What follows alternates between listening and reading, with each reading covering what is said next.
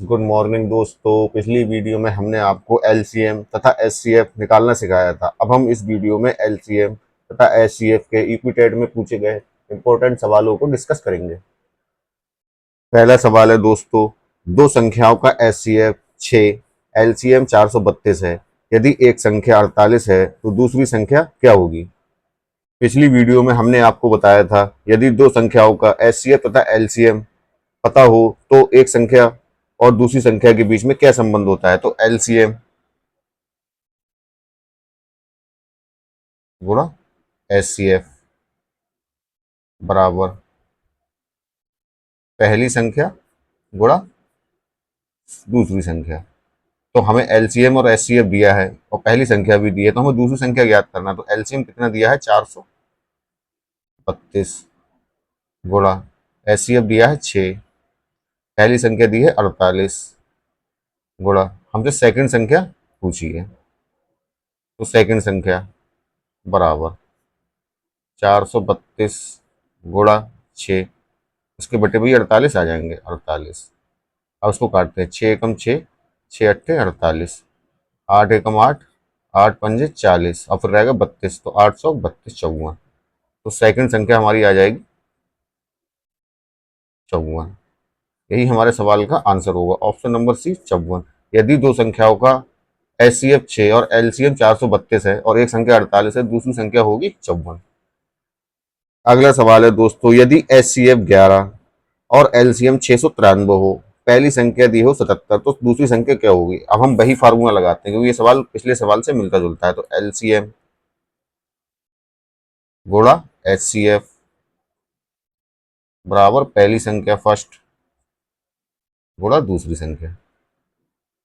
LCM दिया है 693 गुणा एचसीएफ दिया है 11, पहली संख्या दी 77 गुणा दूसरी संख्या हमें निकालना है। तो सेकंड संख्या यहाँ रोकते हैं, बराबर 693 गुणा 11, ये 77 जो है वो बटे में आ जाएंगे 77, तो 11 एकम 11, 11 सत्ते 77। अब 7 से 693 गाने 7 एकम 7, 7 नेम 63। अब यहाँ बचेंगे 6, 6 और 3, 7 नेम 63, 99। तो सेकंड संख्या हमारी क्या आ जाएगी? 99। ये हमारे सवाल का आंसर होगा। अगला सवाल है दोस्तों, x बराबर 2 की घात 3 गुणा 3 की घात 2 गुणा 5 की घात 3 गुणा 7 की घात 3। y बराबर 2 की घात 2 गुणा 3 की घात 3 गुणा 5 की घात 4 गुणा 7 की घात 3। z बराबर 2 की घात 4 गुणा 3 की घात 4 गुणा 5 की घात 2 गुणा 7 की घात 5 है। तो एक्स वाई जेड का एचसीएफ ज्ञात करो। पिछली वीडियो में हमने आपको बताया था, यदि संख्याएं घातों के रूप में दी हो तो एचसीएफ निकालते हैं तो सबसे छोटी घात वाला पद लेते हैं, तो अगर एलसीएम निकालते हैं तो सबसे बड़ी घात वाला पद लेते हैं। तो हमें इसमें एचसीएफ निकालना है, तो एचसीएफ बराबर क्या होगा? छोटी घात वाले पद लेंगे। 2 की घात 4, 2 की घात 2 और 2 की घात 3 में सबसे छोटी घात वाला पद है 2 की घात 2 गुणा 3 की घात 4, 3 की घात 3 और 3 की घात 2 में सबसे छोटी घात वाला पद है 3 की पावर 2 गुणा 5 की घात 2, 5 की घात 4 और 5 की घात 3 में सबसे छोटी पावर वाला है 5 की घात 2 गुणा 7 की घात 5, 7 की घात 3 और 7 की घात 3 में सबसे छोटा है 7 की घात 3।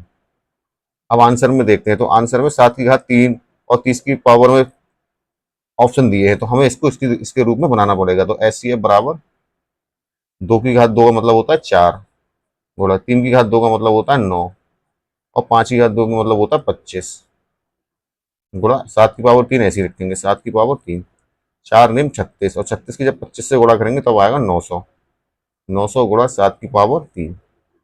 तो 900 किसका वर्ग होता है? 30 का वर्ग, 30 की घात 2 गुणा 7 की घात 3। यही हमारे सवाल का आंसर होगा, ऑप्शन नंबर डी, 30 की घात 2 गुणा 7 की पावर 3।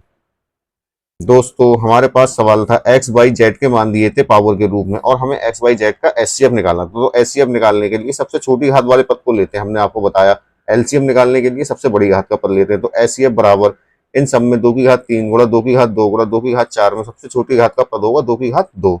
ऐसे ही 3 की घात 2, 3 की घात 3, 3 की घात 4 में सबसे छोटी घात होगी 3 की घात 2। 5 की घात 3, 5 की घात 4, 5 की घात 2 में सबसे छोटी घात का पद होगा 5 की घात 2। तो ऐसे ही उतार लेते हैं, 7 की घात 3, 7 की घात 3, 7 की घात 5 में सबसे छोटी घात वाला होगा 7 की पावर 3। अब इस सबको जब हम सॉल्व करते हैं तब आंसर आता है 30 की घात 2 गुणा 7 की घात 3। यही हमारे सवाल का आंसर होगा, ऑप्शन नंबर बी। अगला सवाल है दोस्तों 425 तथा 476 का एचसीएफ होगा। तो 425 और 476 के पहले हम अभाज्य गुणनखंड निकालते हैं। 425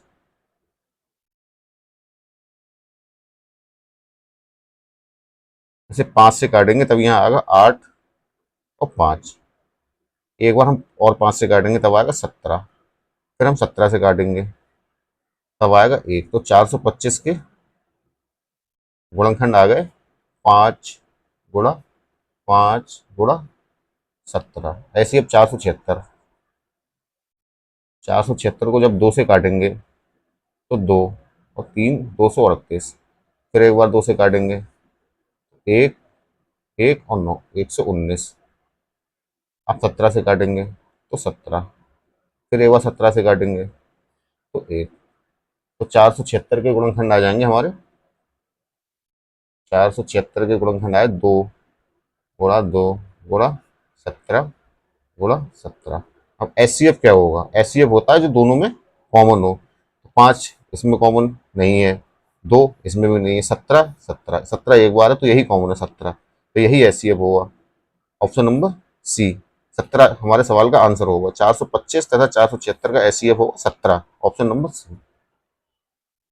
अगला सवाल है 90 60 75 तथा 35 का एलसीएम होगा। 90 60 75 तथा 35 का एलसीएम होगा। तो सबसे पहले हम इनके आवाज फैक्टर निकालेंगे। 90 60 75 और 35।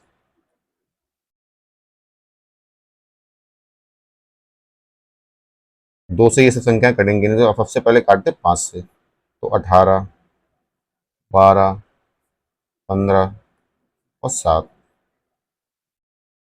अब काटेंगे 3 से एक बार, 6 4 5 और 7। अब 2 से एक बार, 3 2 5 और 7। अब ये संख्याएं किसी से भी नहीं कटेंगे, तो अभी किसी से नहीं काटेंगे। तो एलसीएम क्या होगा? एलसीएम बराबर 5 गुणा 3 गुणा 2 गुणा 3 गुणा 2 गुणा 5 गुणा 7। जब हम इन सबकी गुणा करेंगे तब आएगा 6300। यही हमारे सवाल का आंसर होगा, ऑप्शन नंबर बी 6300। सवाल है प्रथम क्रमागत 3 सम संख्याओं का एचसीएफ तथा एलसीएम होगा। तो प्रथम क्रमागत 3 सम संख्याएं क्या होती हैं?